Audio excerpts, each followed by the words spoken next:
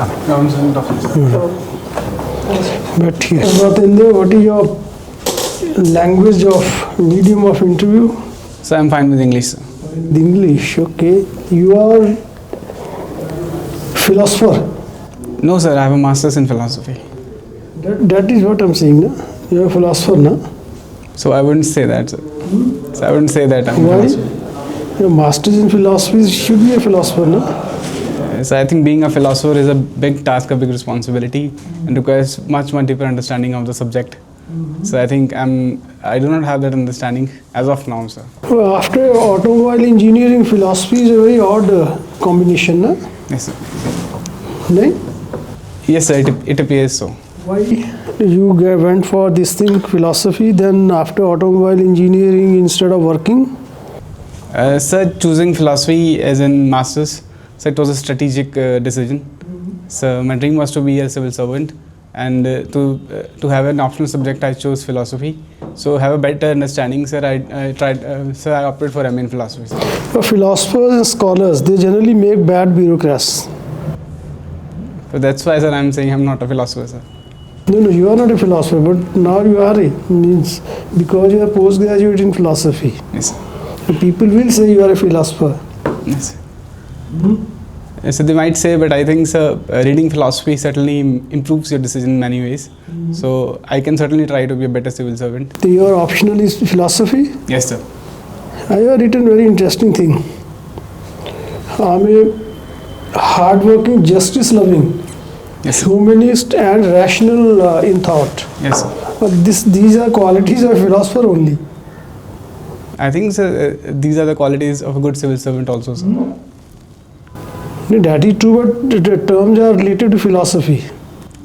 Yes, certainly, sir. Yes, sir. So, you have just borrowed these terms from your post-graduation subject, or means really you are justice-loving, humanist, rationalist in thought? So certainly, sir, I am. So that's why I've written these, sir. So who is humanist? Sir, humanist is a person, sir, who gives priority to humans as a creature. So he's somebody who stands for a political right-based approach in his justice. A humanist is someone, sir, who is also scientific in his temperament. So he doesn't consider faith as an active notion of making choices or doing actions. So he's also the one, so he gives primacy to individual rights rather than in fact also, sir, he's also a socialist who also, sir, wants to make an impact on the society and wants the upliftment of everyone in the society, sir. Socialist is also associated with humanism. Yes. But people will disagree. They will say capitalism is also humanism. Yes, sir. So certainly when humanism as a theory talks about individual rights, so we must identify with it capitalistic framework. So, but I think eventually humanism also stands for the upliftment of humanism. It gives the primacy to humanism. And socialism as a ideology also talks about human society as its upliftments. So that's why I think we can identify it with that. Courts, our courts, judicial courts, day in and day out, they do dispense justice. Certainly, sir, I think the court's eventual teleology is to establish justice in the society. There can be, sir, judgments that doesn't appear to be very just in bigger society. I think there are certain factors that that are important to look after in these aspects. But eventually, sir, the basic motive and intent of a judge, I'm sure, sir, it is to establish justice in the society, sir. But don't you think the one who is able to place better evidence, even if it is not true, yes, okay, better evidence before the court, yes, maybe it is false also, yes, okay, he wins the case and not the person who is truthful sometimes? I think, sir, yes, it's a bitter truth about how the justice system works. There are certain weaknesses. I wouldn't say weaknesses. There are certain, I would say, things. For example, we would say a better lawyer, certainly some monetary benefits, monetary gains, better resources that one has as its hand, can certainly change the trajectory of the justice being delivered. But sir, I think these weaknesses are identical to any of the things that we have in this world. Everything has weaknesses, and I think eventually, sir, as a human society, we work towards removing those weaknesses. So that's why. So recently, a Chief Justice of India, he said in relation to freebies that we are creating a class of parasites. Yes, sir. How do you react to this statement? I think, sir, the justice might have his own reasons to call them as parasites. But I think there is a certain kind of truth in his statement also. Like freebies can be seen as a political tool to maneuver the results of the political outcomes. But I think, sir, I wouldn't very much agree to the fact calling them parasites is a very, I would say, is a very coming of a person who holds such a big position. So his intention might have been different, but I think freebies certainly somehow makes people to be very nonchalant by making certain decisions. Certainly there is a political angle to this thing. So, do you think these freebies are making people supplicants? Sorry, sir? Making Indian public as supplicants, those who can just means appeal to means kind of Mai Baap Raj instead of asking for their rights.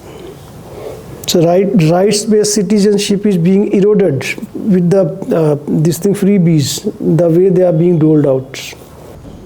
Sir, to an extent that could be said, sir, but I think education plays an important part here. One who is also very educated and knows his rights can certainly fight for their rights. I think literacy levels are important part for this, where people think freebies can alter the political outcomes. A person who is well educated and literate, I think he can understand the basic political. That is a different issue. Yes, sir. But the process I'm talking of means the way freebies are being given, or means the way welfare is being framed. Yes, sir.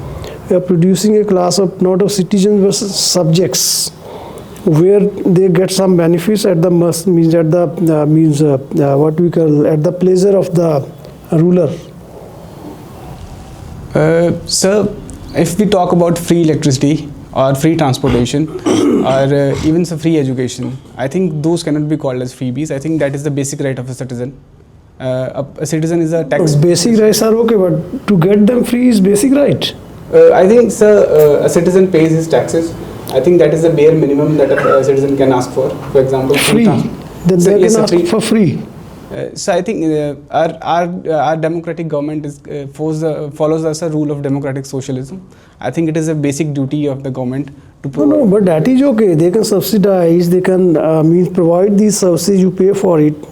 Okay, but is it a right to ask for free? No, sir. It is certainly not right to ask for. But I would say, as a socialistic democratic government, somehow the government has to look for the welfare of the people, sir. So even if they provide, certainly, sir, the other factors like, sir, economic, I would say financial profligacy plays an important part here. The government should be not spending outrightly and be itself in debt just to provide these freebies. Okay, tell me, you have ever noticed the language of our politicians, those who are ruling, those who are in power? Have you noticed their language analyzed anytime? No, sir. So I haven't done, sir. They will say, this is my grantee. Okay, sir. We are giving 5 grantees. We are giving 10 grantees. Yes, this is a gift from X or Y or Z. Yes, sir. Means he may be Prime Minister or CM or means in a particular state. Yes, sir. So is it the language of a democracy? Means of a publicly elected person that he can give gift to the people instead of saying your right. I am trying to ensure your right. Certainly, sir. I agree to your analysis to very much extent. I think our democracy functions very different from the Western democracies. I think it is the evolution of those welfareistic notions that has brought us here. Certainly, sir, a leader should talk about the guarantees as a right of the citizens, not about what he's giving. It's not his personal things that to give. It's eventually the rights of the citizens. So when I say they are creating a class of supplicants, subjects, is it not right? So certainly for some sections of the society it can be said so, but not for majority of the people. I think to some extent we can say that. So. Okay, thank you so much, Bhartender. All the best. So, Mr. Bhartender, Yes, your optional is philosophy. yes. What is philosophy? So philosophy etymologically stands for love for knowledge. Love for knowledge. So it is a subject which delves into deeper understandings. There are certain subjects that we study in philosophy. So there is metaphysics, there is epistemology, there is logic, there is ethics. So these are the major subjects that we study. So philosophy also is said to be the mother of all subjects, as eventually whenever we do a doctoral in any subject, it ascertains to philosophy of a subject. So it is the basic of it. It talks about the basic about the nature. I would say, so if we want to talk about what philosophy means, I think it is about understanding the why of things, why a thing exists, why this knowledge exists, and these things. Who are the modern philosopher of India?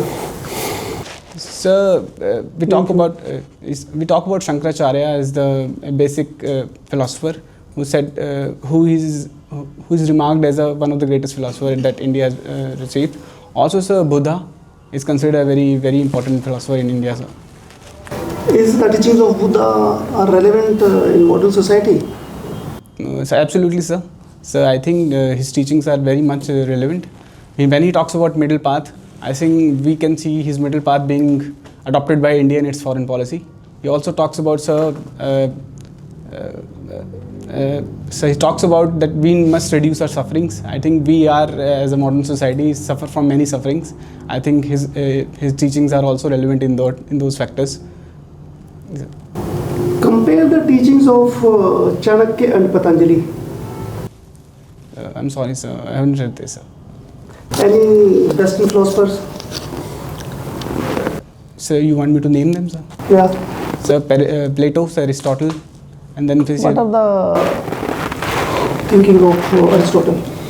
Sir, Aristotle, when we study Aristotle, we talk about various his metaphysics.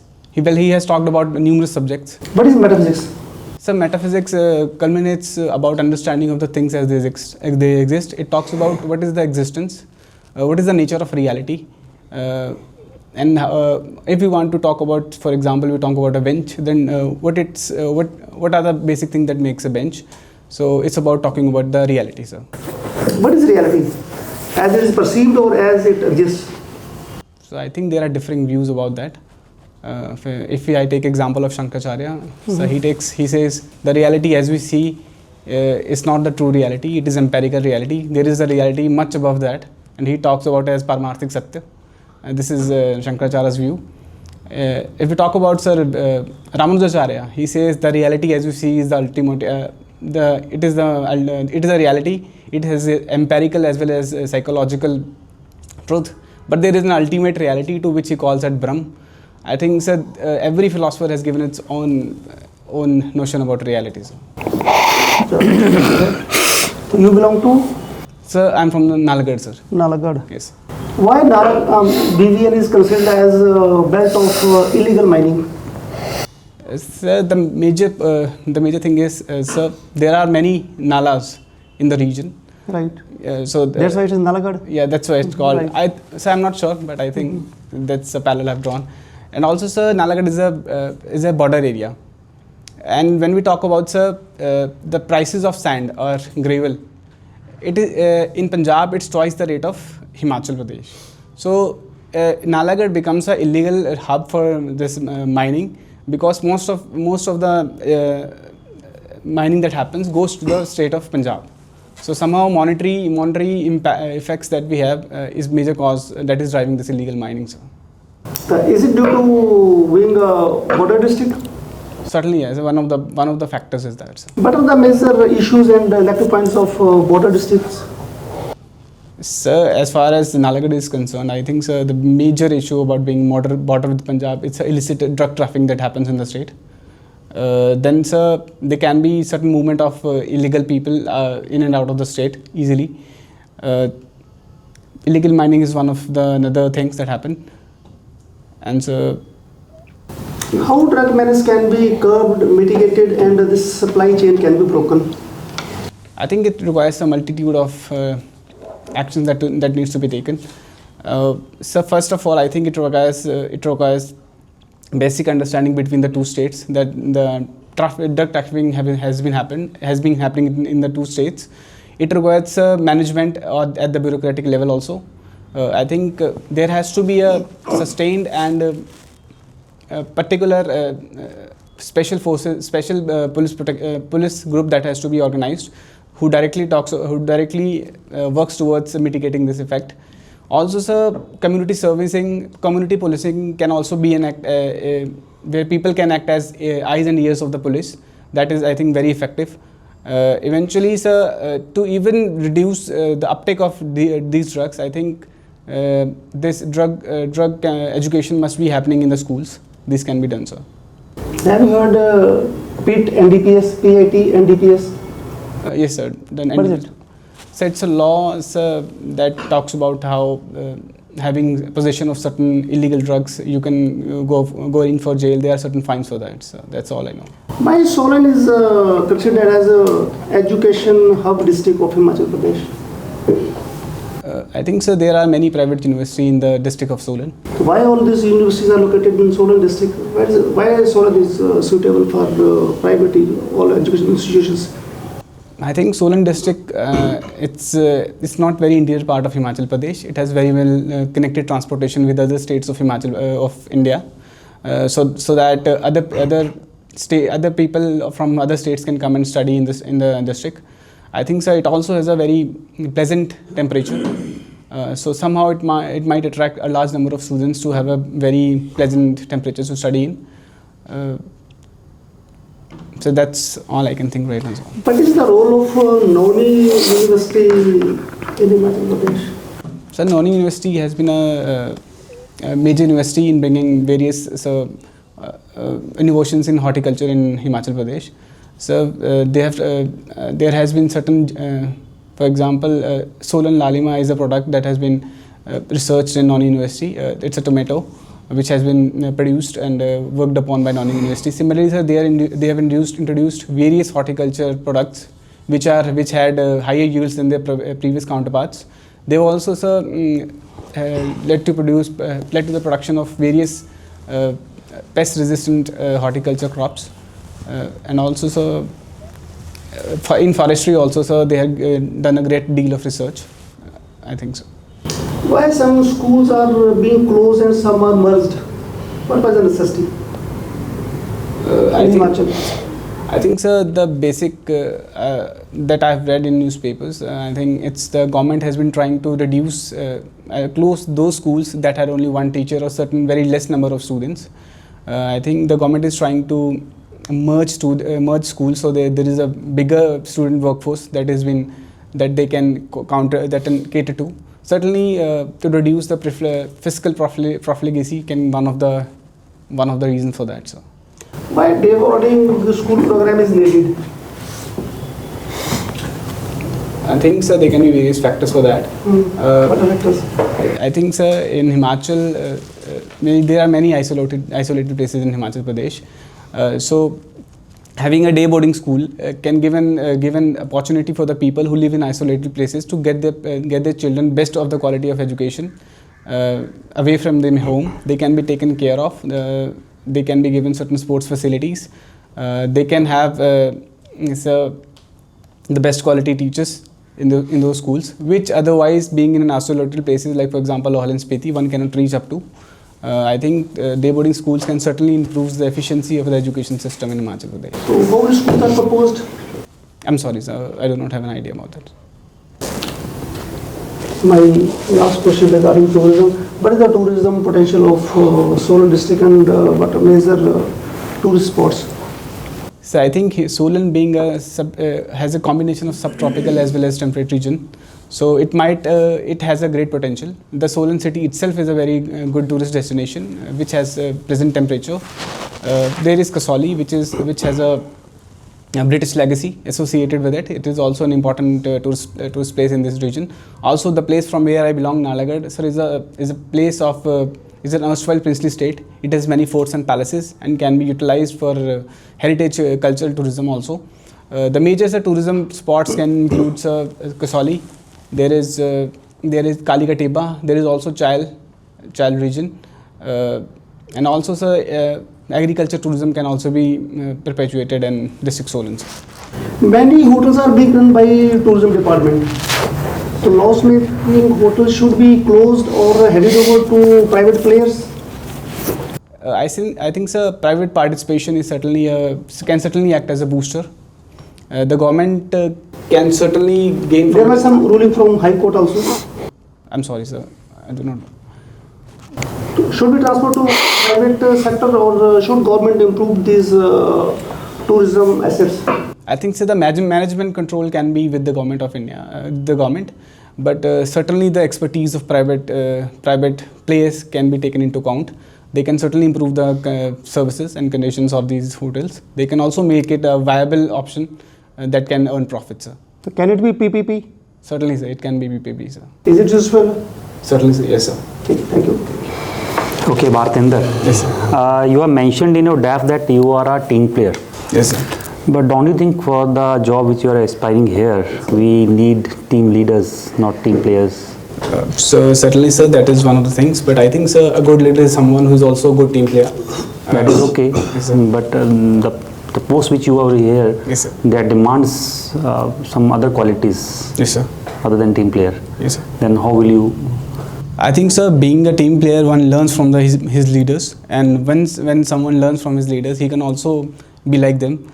Being a team player is also about coordination. So if you know about coordination, you can be a good leader also.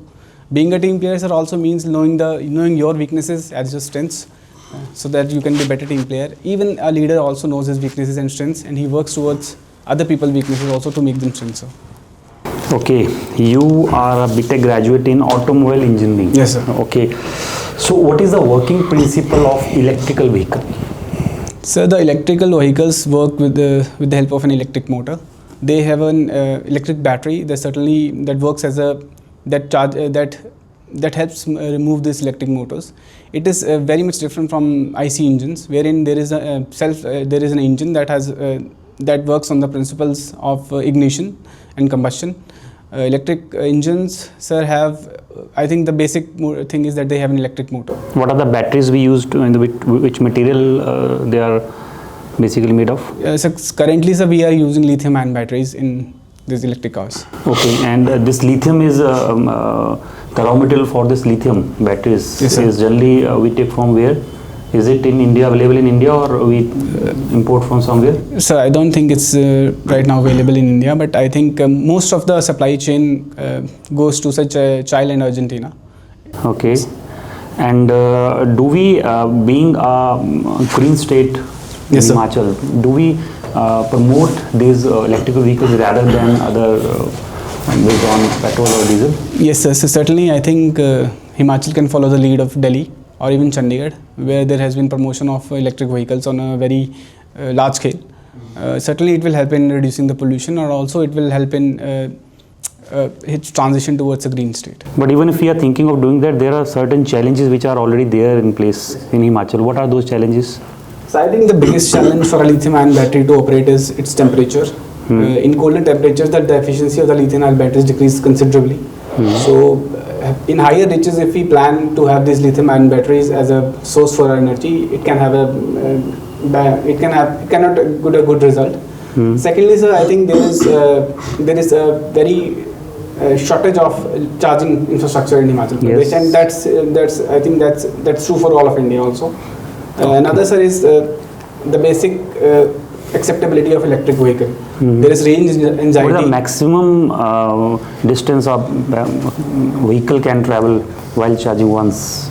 So it depends on which vehicle you have. So for example, if we talk about the entry-level electric vehicles, for example, about 10 to 15 lakhs, I think the maximum they can give real-world mileage is around 250 kilometers to 300 kilometers. If we extend our budget or go to a bigger or Chinese models, they certainly have a higher mileage, about 500 to 600 kilometers. What is the scope of automobile industry in Himachal? We are exploring much, or we can do better, or there is no automobile industry in Himachal? No, sir, I think we have automobile industry in Himachal, but I think it is mostly limited to two-wheeler vehicles and also manufacturing their raw material, raw parts. I think the basic bottleneck for those industries is connectivity and transportation. It requires port connectivity as well. For example, if we talk about most of the automobile industry in India, they are concentrated on the port cities. For example, Chennai is a manufacturing hub. There is Pune, there is Mumbai, there is in Gujarat also. It requires good transportation linkages. Also, sir, there is a requirement of a good, highly skilled labor in automobile sector. I wouldn't say that Himachal has a shortage of that, but certainly Himachal has a labor that is diverted to certain other things. That can be one. Okay, the basic problem of our youth in Himachal is mainly unemployment. Yes. In one way we see that our students are educated, doing their masters, PhDs, but on the other hand, all are unemployed. Many of them and they are having not so much of scope. Yes. Where is the gap basically? Is this education which we are imparting not making the same pace with the industry's requirement, or is there something else which we are lacking? I think there are multitude of factors behind this, sir. So I think skill level is certainly one of the things at that. I think even if we talk about certain reports, they say 50% of graduates that are passed are not very industrially skilled, that they can be employed in industry. Certainly, sir, there has been increase in engineering graduates, but it hasn't converted into employment. I think one of the reason can also be there is an increase in disposable income of households, wherein, sir, a student waits for his better employment opportunities. So I would say the fractional unemployment, if you talk about it, has increased considerably. Secondly, sir, I think if we talk about the economy of Himachal Pradesh, around 60% of Indian Himachal is employed in agriculture. So somehow that hasn't converted into manufacturing or services base. So do you think that the person who has graduated or done his post-graduation, they will engage in this agricultural activities? Are they doing right now, or? Sir, I think if the outcome, or I would say the economic or monetary gains of agriculture are good enough, they certainly have diverted their energies towards agriculture and horticulture. I know many people who have done that. So the people who come from the belts of, I would say, apple cultivation are certainly going into their family agriculture. Okay, let us suppose you have been selected here and you has been appointed as an SDM. Yes, sir. Then what will you do to improve this unemployment problem in the youths in your area? Okay, sir. So the first and foremost, I think if there are any government university or the universities in India or in my area, there has to be an industry and academia linkage, where the academia teaches such curriculums which are required by the industry. Can you regulate the teaching curriculum of a college or a university being an SDM? I'm sorry, sir, I cannot do that. I think the policy requires higher level of bureaucracy. Yes, sir. How practically is it possible? I think, sir, being an SDM of an area, you can certainly talk about the industries. For example, I would say in engineering colleges. So suppose you are from Nalagarh. Yes, sir. There are a lot of industries in Nalagarh. Yes, now you are appointed in Nalagarh. Yes, sir. Then what will you do?